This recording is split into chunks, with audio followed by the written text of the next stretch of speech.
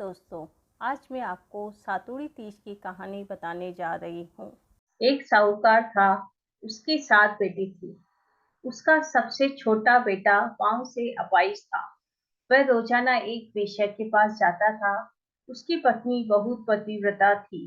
खुद उसे कंधे पर बिठाकर वेश्या के यहाँ ले जाती थी। वे बहुत गरीब थे। छोटी बहू छेटाइयों के पास काम करके अपना गुजारा करती थी। भाद्रपद के महीने में कजली तीज के दिन सभी ने तीज माता के व्रत और पूजा के लिए सातु बनाए।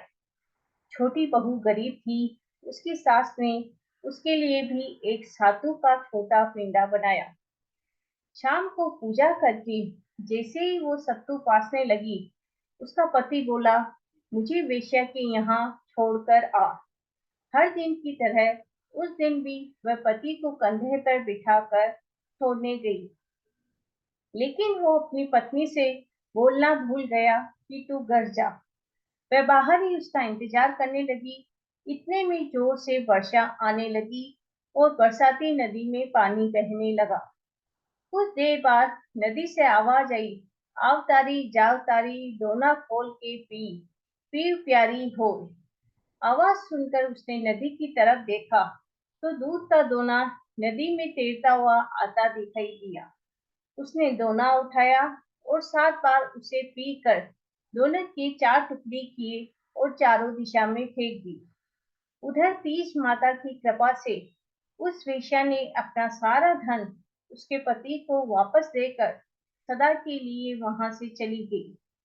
पति ने सारा धन लेकर घर आकर पत्नी को आवाज दी, दरवाजा खोल।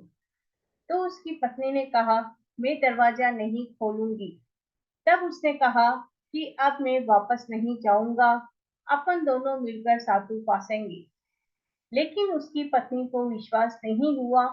उसने कहा, मुझे वचन दो, आप वेश्या के पास नहीं जाओगी। पति ने पत्नी को वचन दिया तो उसने दरवाजा खोला और देखा कि उसका पति गहनों और धन माल सहित खड़ा था। उसने सारे गहने कपड़े अपनी पत्नी को दे दिए।